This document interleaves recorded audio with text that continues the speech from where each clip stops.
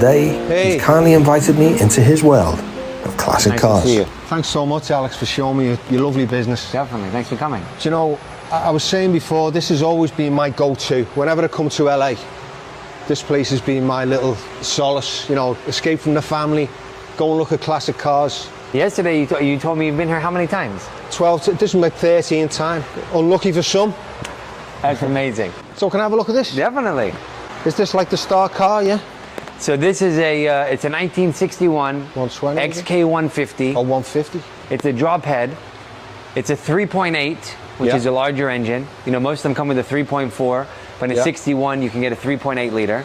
This is rare because it's an automatic. Yeah. So this car... This is an automatic, yeah? Automatic. Wow.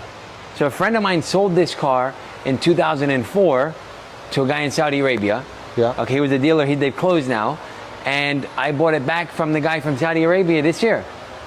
So obviously it was a special order with an automatic gearbox in. I mean, it's not an add-on. This is a factory auto box. Yeah? Everything's factory, yep. Wow.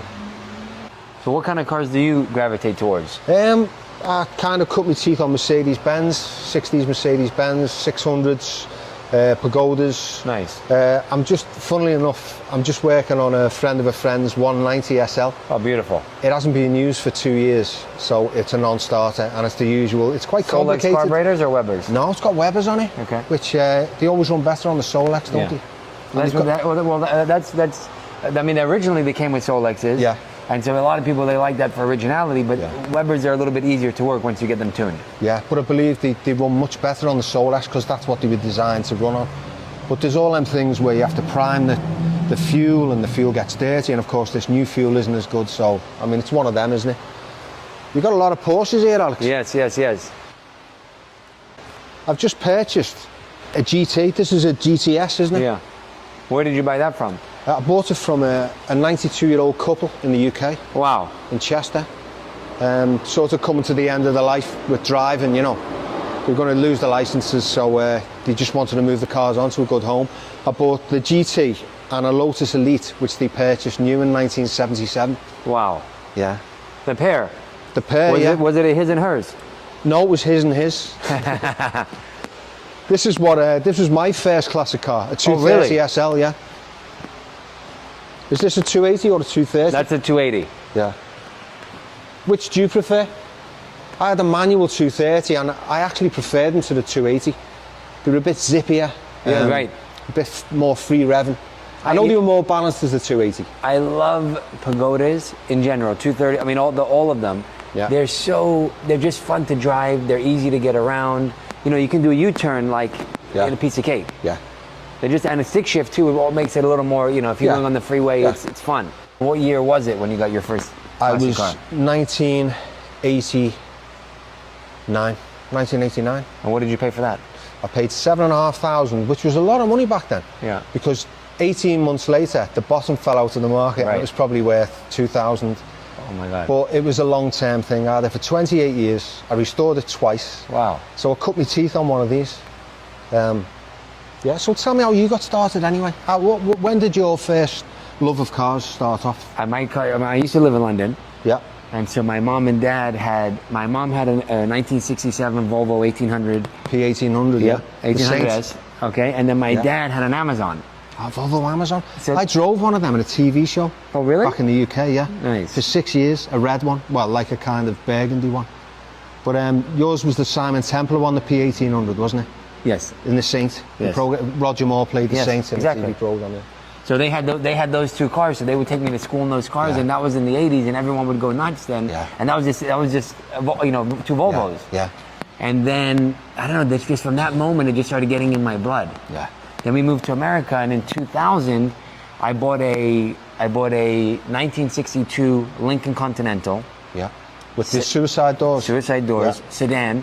Yeah. And it had power windows, and it was just like a power steering. It was like, this is America. Yeah. You know what I mean? Everywhere I drove that car, everybody wanted to buy it. It was just like, hey, do you want to sell it? I'm like, oh, I can't sell it. It was like it was my heart, it was my blood. Didn't you find it amazing though? If a car was 10 years old, it was a classic. Oh yeah. Whereas a car, if it's 30 years old now, it looks the same as every other car in the street. They've all gone like boxes now, haven't they? I know. And so people call me and they say, hey, I've got a 2002 something. I'm like, you know, in my eyes, a classic. Too new. It's just too new. You know what I mean? I mean, I got into this from like, that's a 57 Cascade green Corvette. Yeah. That's like, wow, it's a classic car. You know what I mean? You're not going to tell that apart from a Toyota Prius. There's another one here. Well, it's slightly later. That's a 64. Yeah. Yeah. I mean, what I've always loved about this place, Alex, is you've always had a real eclectic mix. There's no like, I know you've got a lot of Porsches, but there's a lot of Mercedes-Benz, there's a lot of Ferraris, there's a lot of Rolls-Royces. Yes. But what I'm a little bit disappointed in, when we had our chat yesterday, I think there was 6 or 7 Mercedes 600 limousines here, and one of them was a Pullman. Yes. Last time I came in, and they've been here a couple of years. I come in now, they've gone. Yes. Did you sell the job lot or something? They all go at one point. Like, for example, right now we have... Back to the Future? Yeah, literally. Wow. How did it come about that you've got half a dozen of these? Because they're a pretty rare car, aren't We they? became like the DeLorean Specialists. place. Yeah, I sold over 250 DeLoreans. Because you can still get the parts, can't you? Yeah, oh yeah. There was a guy who bought all the parts and he's opened the factory and he's replicating them as well. There's a few places around America too that they call like DeLorean One, where they do they'll make it brand new for you. Now, I just sold a 1938 Jaguar SS 100. Wow. And we bought this is an XK 150S, and we bought this from the same owner. And he was local. Yeah, and this car is so original. And was it the same kind of thing, an old gentleman? Yes. And this car is just super, super original. Super rare as well. Yes, very rare. And so when you came over here, did you know what you wanted to do? No, I just fell into this. Yeah. Because like I said, everybody wanted to buy that Lincoln. But in my eyes, I bought the car from the Lincoln Mercury service manager. So mechanically the car didn't need anything, but cosmetically it needed like the bumpers re-chromed and the paint needed work. And yes, the heat, isn't it? Exactly. And so I did all the cosmetic stuff to it, and then eventually I got an offer from someone I couldn't say no. Yeah. So I said, let me sell it. And my dream was that I would have a convertible. Because I was like, this is America. If you're successful, you're gonna have a convertible. I bought that car, the cheapest one I could find, and I spent a year fixing it. And then the day I finished the car, the day it's finished, I'm driving down, I've had the car 45 minutes. I'm driving down Sunset, and the guy pulls up next to me and he says, how much? Wanted to buy it, yeah. Right there. And you just named your price and was like, wow, how easy is this? He said, pull over. Yeah. What's the Steve McQueen touch here? There's the Thomas Crown Affair Rolls. Yes. And there's the Bullet Mustang. Yes. So what's the story behind the Mustang? This Mustang we bought from Florida. A guy fully restored it, and now we have it for sale. Stick shift, just a fun example. Didn't the original one come up? Wasn't it found somewhere? Yeah, rotting away in a shed somewhere. Yeah, recently, and it's sold very for expensive. Yeah. You check it out. And what's the Highland green is the colour, isn't it? Yeah, exactly. Wow. I love all the chrome around the clocks. What's the story behind the old Rolls Royce there? That's a Sedunca DeVille. Yeah. We have 2 of them. This one we bought it from the son of the father who passed away. And the other one over there, a friend of mine said to me, hey, you got to buy this car. I sold it to the guy 5 years ago and he wants to sell it. I said, great, I'd love to buy it. Last time I was in, David Niven's old Rolls Royce was in. Yes. You know the British actor David Niven? I think it was over there somewhere. It's all kind of changed in here now. It's every time I come, it's a little bit more tidy. We're trying. When's the last time you visited us? Before the lockdown. Oh, really? Yeah. Oh, wow.